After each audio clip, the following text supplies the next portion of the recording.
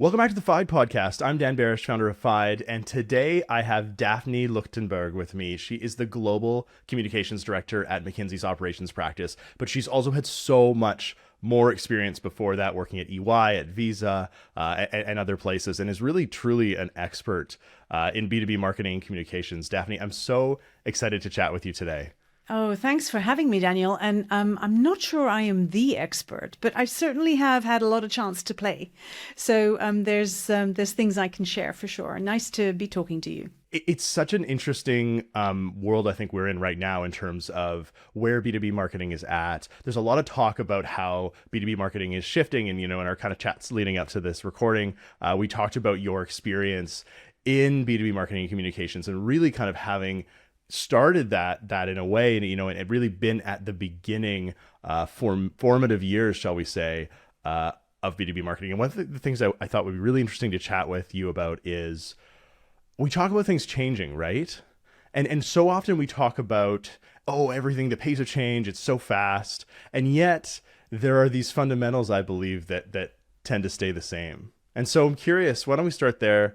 Daphne, what's your perspective? Tell me a little bit about the beginnings of B2B marketing. What's shifted since then and what's not? No, I love that question. I started out always thinking that I wanted to do marketing. And so I did a communications degree. Within that communications degree, there was kind of a very basic foundational course that was around, marketing. And we talked about the 4 Ps and all of those things. And then, my first job was really working in administration. Quite frankly, I was like the office junior, helping anybody who needed either photocopying or the phone answered or coffee making. And so, I knew that at some point my marketing skills would come to the fore, but basically it was just learning about business in that context. And my first real marketing job, I would say, was when I came to London and I started working actually for a small consulting startup. And that was so formative because it was B2B marketing. We were selling a new consulting service to business decision makers who even at that point didn't know that what they needed was internal communications consulting, right? So not only were we kicking off a new consultancy with a new value proposition, we were actually, and obviously I was a small part of a cog of a group of 20 folks who had a vision, really putting internal communications on the map. And so B2B marketing from scratch. Building your own database, building your own value proposition, creating a network of people that you needed to engage with, understanding how you could engage them. And then, even then we coined and created our first book, just to definitively put the value proposition of internal communications on the map. And I learned so much. And all of those fundamentals are fundamentals that are still absolutely core to the conversations I'm having today with our senior partners at McKinsey about how we make sure that they extend their reach, they seem relevant, and that they, build and deepen their relationships with their clients. Exactly the same fundamentals. Which is the ability to identify the folks that you want to... Yeah. What's your value proposition, right? What's your value proposition? Who needs it? Do they know about you?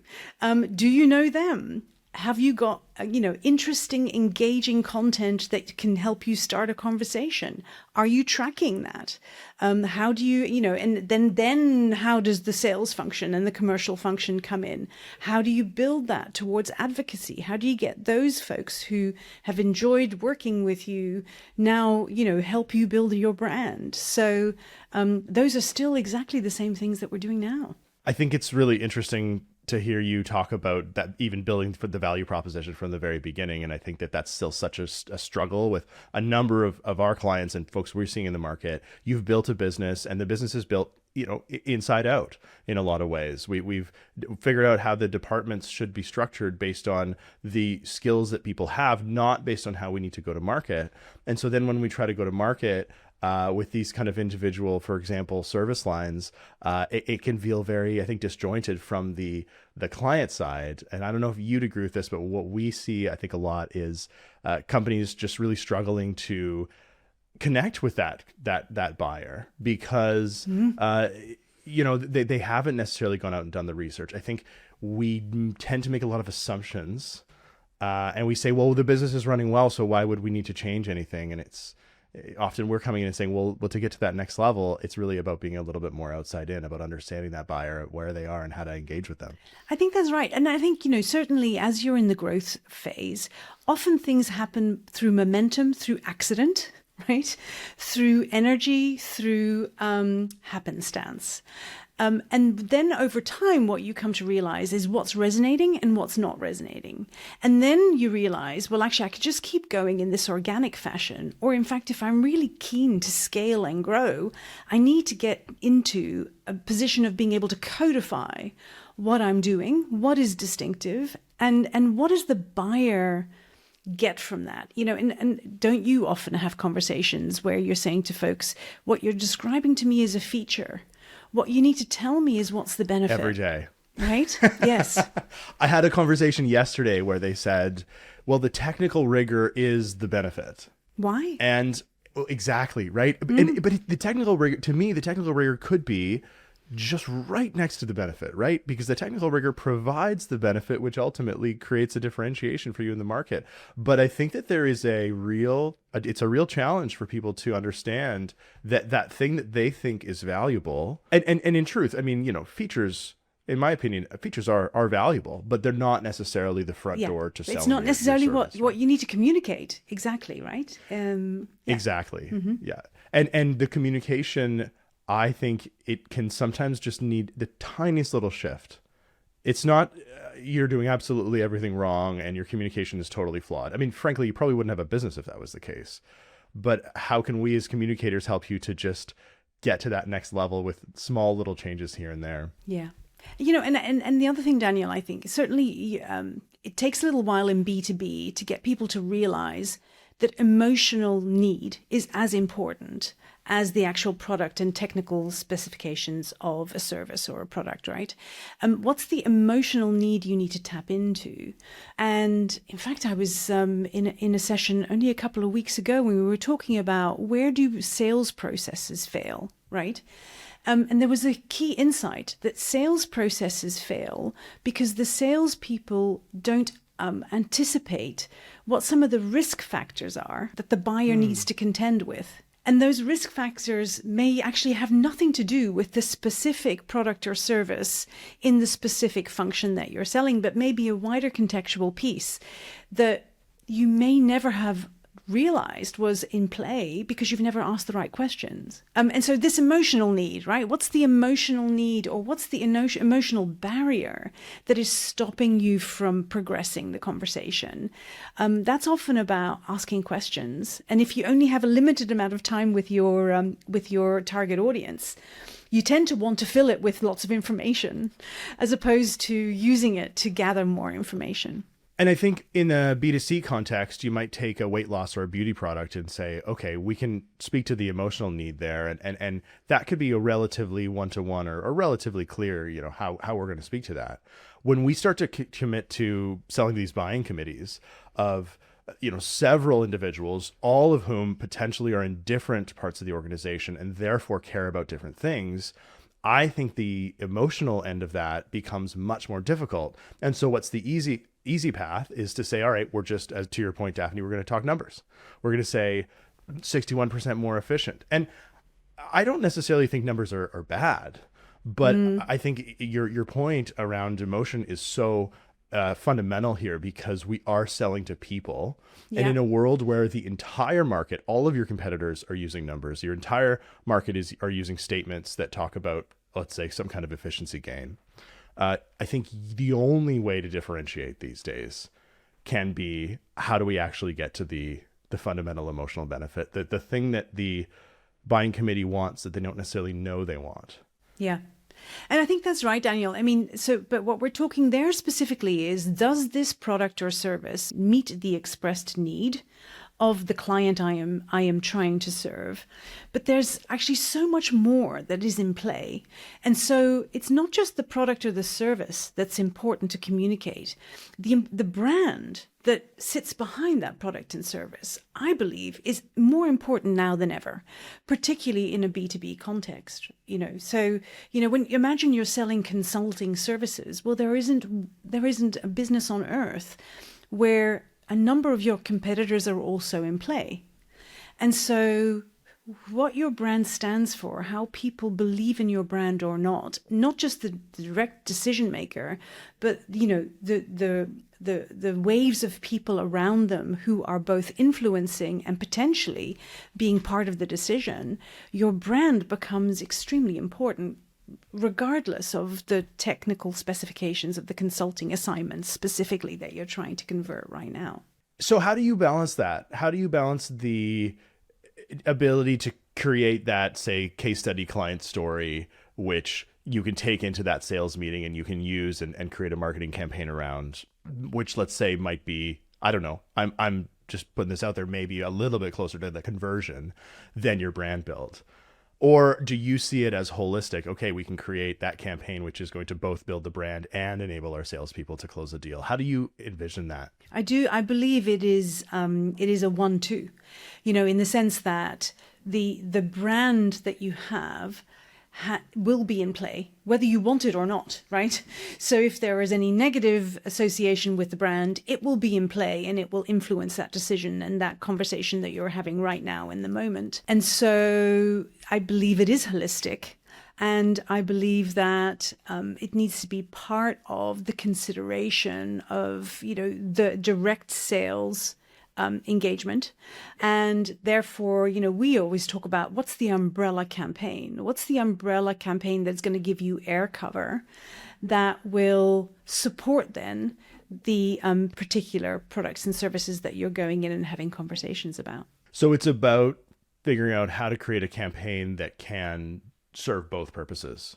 My sense is that, what we all, particularly in the B2B arena, need to work on, and I'm sure you're advising clients exactly on this, which is what is ultimately the umbrella campaign that becomes then the air cover for the account-based marketing interactions that you're having with individual clients, and then within that is, what are the different services you're bringing in and to whom? Because it's never just one buyer, is it? It's a whole range of buyers. And so, and it's never just one salesperson, is it? It's a whole range of salespeople. So actually the orchestration of this is going to be, I think, our next marketing challenge. And then you might say, well, does AI change that? I don't know if sales are going to become dehumanized. I don't think they are. Right? I think people still are going to want to buy from people. From a person.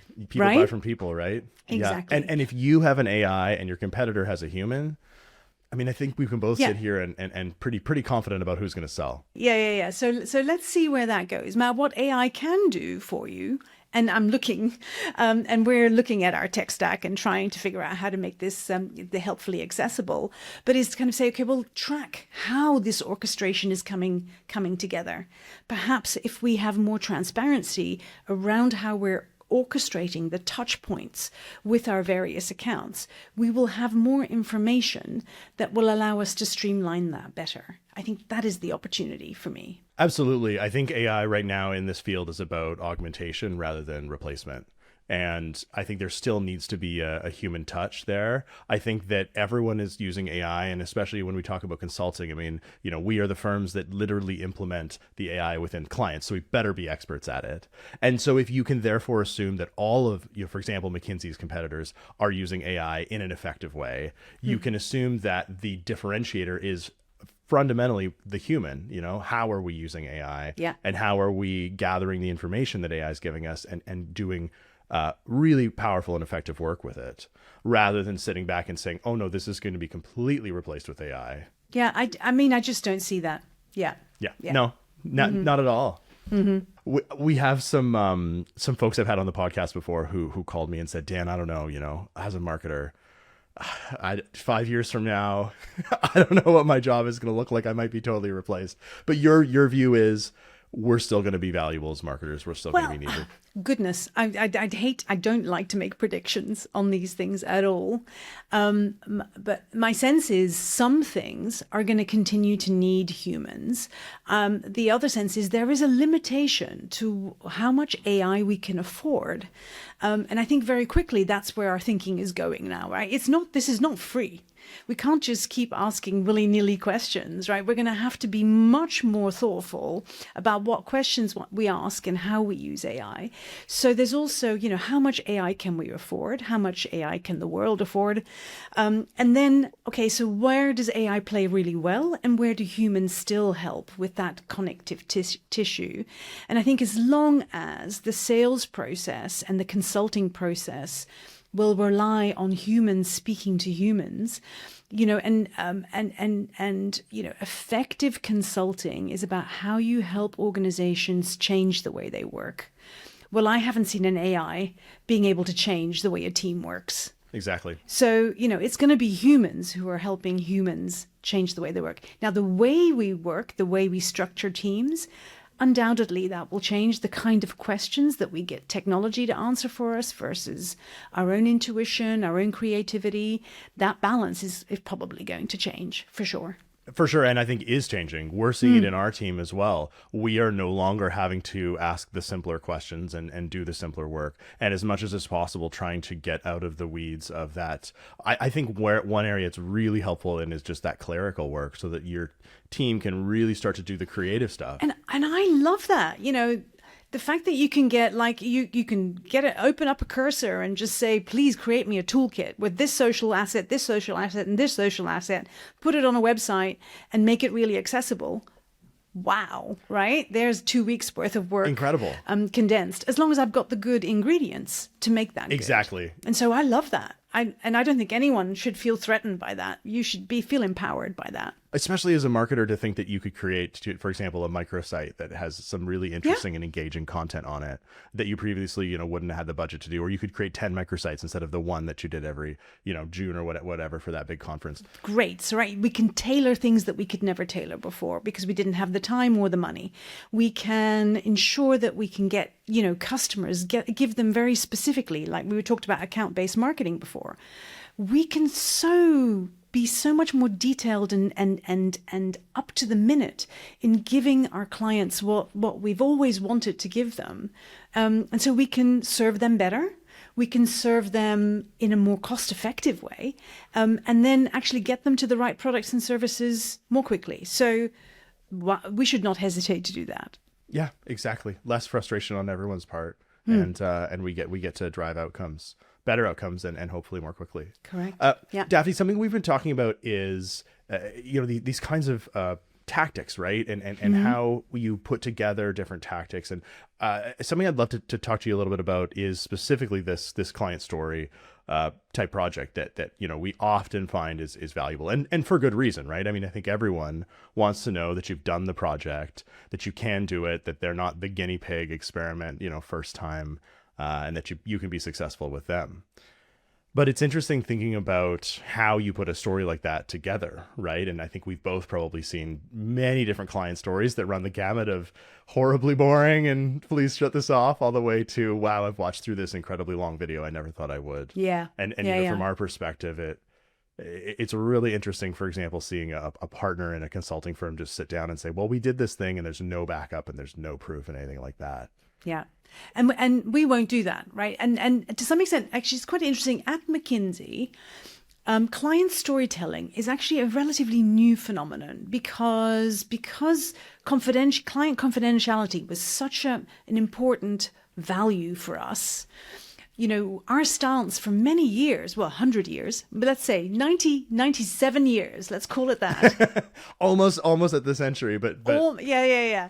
So we're now at a century, and probably it's true that 3 years ago we started to say, well, maybe there are client stories that we can tell, and maybe actually those are really interesting and compelling. And what we found was that was true, but it wasn't about us telling the client story. It was about the client telling their client story and encouraging the client to bring of themselves, right? To bring them as characters to the story. I think we were talking earlier, right, around making the characters intriguing, because that's what is compelling to watch. And I was saying, we've actually just done something that we'll be launching in a couple of weeks, where I'm so excited because as part of our Global Lighthouse program, which we have founded almost 10 years ago with the World Economic Forum, that program essentially identifies great examples of factories that have adopted Industry 4.0 and digital into their manufacturing processes, which sounds extremely boring and tiresome. Actually, I find it super exciting. But what's more exciting is when you get the people and the teams on the floor telling the story and how their work changed, how they had a role in designing it.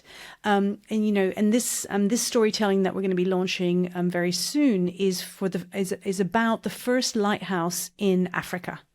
How exciting. In Morocco. And we have the president of that CITIC manufacturing site, talking, of course, about the things they did and the impact they created, but also talking about how the most exciting moment of his life is when he could present the factory to the King of Morocco and talk to the king about the fantastic achievements that the local community and the local workers created, about the economic impact that was created in the local region, and about how now as a lighthouse, their job is to share that best practice and to create go and see visits and things like that, and how he's been able to host a large swathe of, leaders from small and medium-sized businesses in the locality where they can share their learnings. That is just compelling viewing. Absolutely. That's great. I think that too often people think of what I might call a first level of achievement, which is, I don't know, we implemented the SAP, we delivered the advice, we helped them to think broader about an issue. And then that's the end of the story. But there is what I call kind of the act 3, which is, why does this matter? What impact did this have? Yeah. What social and world impact did it have? And as consultancies, we have the ability to truly have real world impact. Not just we installed some machines in a factory and they automated a few processes, but let's take that a step further. And it kind of comes back to our feature versus benefit, doesn't it? If you're just stuck in selling features, we implemented this SAP package in, 2 years instead of 3. And, we created all these efficiencies. Great. But then what was the company able to do with that in the extra time that they had because you've delivered it so much more quickly? I think that's right. And, and it's not just getting the president to speak. Don't just get the president to speak. You're just get music to my the front ears. line to speak, Yeah.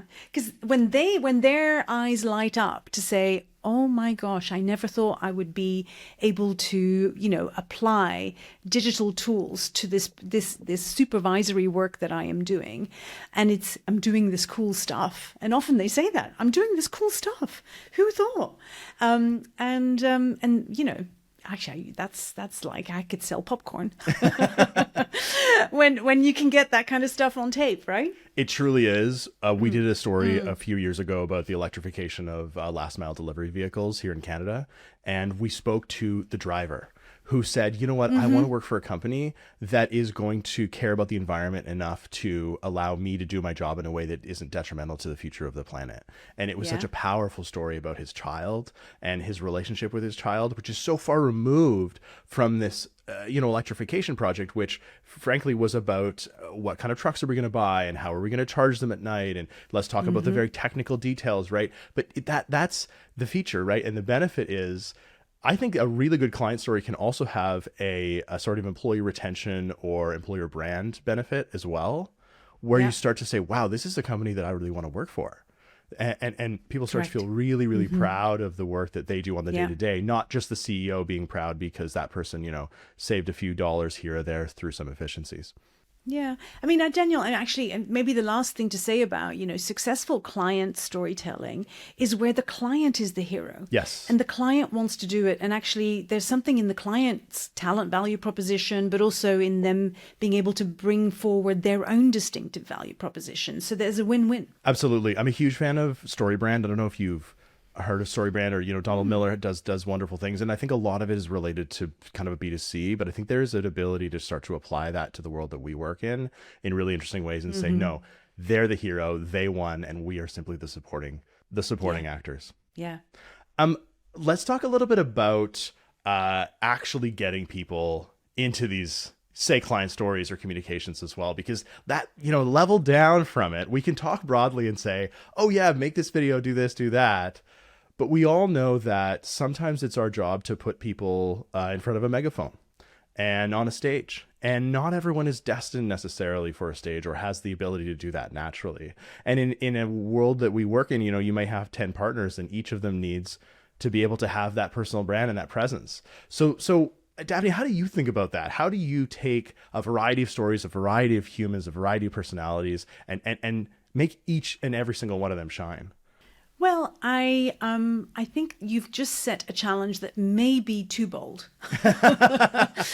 And actually, for us to achieve what we need to achieve, we don't need everybody to shine in every single situation. So I think there's a piece around understanding what is the individual's ambition and where's their comfort zone. I'm all for stretching comfort zones, but only to a certain limit. And so I think the first conversation that I have, and I actually do a lot of coaching with our partners and our experts, because, one of the things that we say within McKinsey is we also have this cohort of deep experts in electric vehicles, right? In electric vehicles, in consumer cars, but then also in business vehicles, etc. And so experts tend to not be very extrovert. They tend to really like their subject and just be comfortable just talking about their technical expertise. I'm not stereotyping here. I'm saying obviously people fall into a number of different buckets and they should feel comfortable to work in their comfort zone. And we kind of ask, first of all, people to think about, okay, so where do you fit? What kind of communicator are you? Are you a big ideas person, right? Or are you more of a connector, more of a networker, more of a facilitator? Are you really deep in your expertise? So would whenever anybody asks you to talk about batteries, you're the man or the woman, right? I have somebody right now who can talk beautifully about building data centers, and she is amazing at it. And all I need to do is put her in front of somebody or even in front of a small group, and she will talk with passion about this topic. But, or you may be really deep in a sector, you may know the consumer industry extremely well, and you may understand exactly how all of those dynamics work, or the technology sector. So first of all, it's kind of what's your foundational place of being? Where are you comfortable? Where are you just able to field questions without getting anxious? I think that's the first place to start. Then it's about, okay, so actually how comfortable are you in small settings, medium-sized settings, big broadcast settings? And it's and as you start to explore that, you'll find where the sweet spot is for each individual. And then we start to work and coach and identify opportunities for them for the right places. So, an expert, for example, will be great in a one-to-one conversation with a journalist. Maybe not so great in an auditorium of 6,000 people. That's okay. Maybe what we do is we bring them into a round table. But then I have other folks who don't even think twice. They don't blink. 5,000 people, 10,000 people, whatever. And there you can say, well, actually, what we need you to do is be actually big picture. You need to tell a story. You need to land 3 messages. You need to spend no more than 15 minutes talking. Here's how we're going to do that together. And some people will be open to that and some people won't. But luckily enough, in a firm like ours, I have a number of people that I can work with and play with. But for me, it's always about, and when I talk to the team, we're constantly thinking about what's our bench and where's the strength of our bench, and do we need to bring people into the bench too? Because some of this it's not black and white. You don't go, today, congratulations, we've decided you're going to do a TED talk, and then tomorrow you're going to be there, right? So it's a journey. And what I like doing also is bringing kind of more junior, more lower tenured folks into that process and apprentice them more as well. And we're starting to do that a bit more. To your earlier point, getting these junior folks in can be so interesting for people who want to know some of the detail and the day-to-day of how this works. And we're frequently in a position where we're saying, look, you have a wonderful story to tell, but perhaps that top level leader is not the right person to tell it. And to what extent does an external client care that it is the top of the top person within your organization that's telling that story versus two levels down, or someone else who just feels, passionate about it? I think it's an interesting push-pull though, right? Because that top person may be the person who needs to be in the market, who needs to have those relationships, or perhaps who already has relationships with, the clients who you potentially want to sell into. Yeah. But at the same time, I'm always of the view that if you can get someone who's passionate about it, you're going to create a piece of communication that is fundamentally more effective, because that's what we all want to watch, is it not? It is. And I think there's a really nice balance to strike, right? And I'm fortunate that I'm in a firm and working in a culture where the growth of our colleagues and the growth of the kind of next generation coming up is a fundamental value of our most senior partners as well. So in fact, when a young colleague does well and and stands up and speaks with passion and with conviction, we do nothing but celebrate that. So I'm lucky because if our team does well, then we all do well. And so I've never really found the ego doesn't come into play. And maybe that's interesting to hear for a firm like McKinsey. But honestly, people are extremely generous with giving other people platforms to speak. So we find that the balance is often struck without us even having to orchestrate it, quite frankly. Well, and it just, I think, comes down to the fundamental way that McKinsey is structured, right? There is a real value of communicating and talking about what's new and interesting, and supporting those younger people to kind of come up. And building that, I think, into the fabric of your organization. Indeed, yes. Something that's so important, because you can't just sit there as a communications person and beat the drum of, okay, we should really be getting people to be talking about this stuff more, right? I think it has to be something that everyone is fundamentally bought into in order to be truly effective. Yeah, exactly. And Daniel, the way that we are able to do that is because we connect the tactics in with the strategic priorities, right? So if I suddenly decided, there's quite an interesting story about balloons over here, and I try and find somebody who is a packaging and plastics expert to comment on balloons, they're going to go, no, I don't think I will, even though if they could, because okay, it might not be surprising to you to hear right now, balloons is not really a strategic priority. That's very surprising for me to hear. Right? I would have thought that of all the priorities you could have had, AI or, Honestly, I'm probably telling tales out of school, and maybe there's somebody in our McKinsey world is going, wait a minute, Daphne, I have something really important to say about balloons. They play and they probably do actually. So please forgive me. But my point is that when there's a strategic rationale, and everyone is bought into that, and that's where the firm is heading, and that's where the service line is heading, it's a much easier thing to sell in. I think what the hardest thing for us is within the space and time that is available to give our partners the time to feel confident enough to be able to perform in a public setting. That's the critical thing, which is, making sure that you're there to coach them, that they have time to really prepare, so that you are giving them the confidence to be able to do well in a public setting. And I think that's where we come in as coaches, with some experience and some help, and again, having a trusted relationship with the individuals is paramount. The number of times I've actually encouraged a partner or a senior partner to do something that they've never done before, they wouldn't have done it if they hadn't trusted me as their advisor to be alongside them. It's an interesting thing. And Yes. it has paid off. So that's also good, right? Well, obviously you're doing it right, because I think envisioning it as a journey, so many people say, okay, what are we going to do? We're going to make a video. It's going to go on LinkedIn. It's going to get the partner to talk about this thing. Yeah, Okay. you're going to stand here. Yeah, you're going to stand here. Here's the speech. Here's the teleprompter. Yeah. Oh, did you prepare? No. Did we send this to you before? No. Oops, sorry about that. Well, you were busy anyway, so it's all good. Okay. Just wing it. How many times have I been in the room and someone said, just wing it? And I've learned over the years, and I think this is what you're also saying, that it is really a fundamentally a journey. There's so much that has to go into before you write the article and interview the person to do that, or before you turn a camera on or something like that. Right. Building the trust, getting their perspective.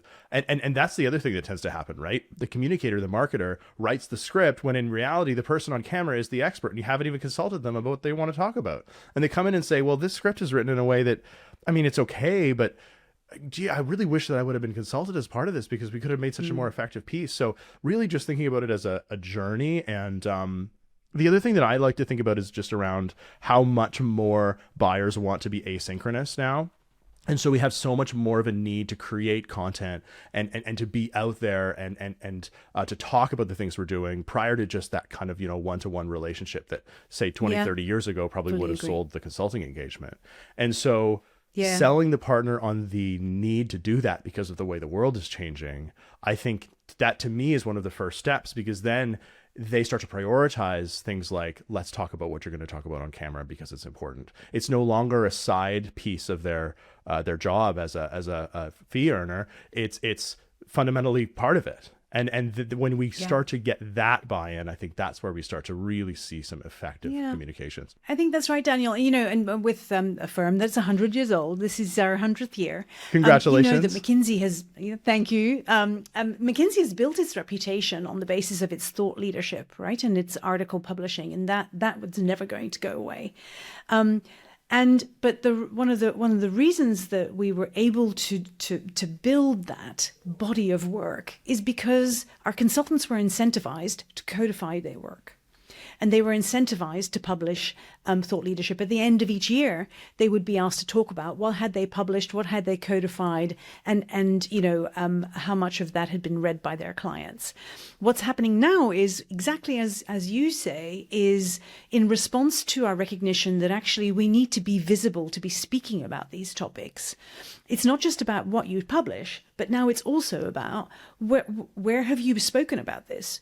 Who has been writing about you being an expert on this topic? So that's part of the end of year story for each of our partners and practitioners, which also helps us in the marketing team, because again, it's an incentive, right? So it's not just, you're not just doing this to do me a favor on the side of your desk. I'm helping you, helping the firm with their positioning. And so the incentives are aligned, and that's, I think, extremely important. I cannot tell you the number of times we've really fundamentally seen marketing communications be a side of desk effort for everyone outside of the marketing communications department. And as a result, the lowest priority and something that feels like it's tacked on to some project. Oh, I've moved on to the next one. I'm billable, so therefore I don't have time to write up, this specific document around the things that the outcomes that we drove. And coming back to that discussion around it fundamentally being built in to the nature of McKinsey, of the fabric of the organization, makes, I imagine, I'm sure we're not the only ones. Danielle. But my point is, my experience of having worked here now for the last 8 years, I mean, like if you were to ask me to put my finger on a number of things that have made McKinsey the brand it is today, that is a fundamental part of it. Yeah. Absolutely. Daphne, thank you so much for coming on the podcast today. This has been so much fun. Did you have anything else you wanted to add before we wrap up? Anything else you wanted to mention? No, thank you. No. I thought it was a very interesting conversation. And I just love, we're facing a little existential moment, aren't we? Which is like, what's marketing for, really? Absolutely, and we are. Just being able to go back and go, well, what was it for 30 years ago? Actually, is it not still the same? It's just that obviously the environment is so much more complicated. The world of B2B marketing is so much more competitive, and things are changing, and the way people are buying services and products is changing. So that is all true. But the fundamentals, I think, are still the same. I think it's exactly what you said. Who do you want to buy from you? Who would find this valuable? And then you have to get out there and show them why it's valuable. And no matter how many tools, how many shiny objects we have being released every single day, and to your point, yes, they can be helpful, but the fundamentals haven't changed. Exactly. Daphne, thank you so much for coming on the podcast. Folks, this has been the Fide Podcast. I'm Dan Beresh, founder of Fide, and we are the agency for complex B2B professional services and enterprise technology. And we will see you all next time. Thanks for listening.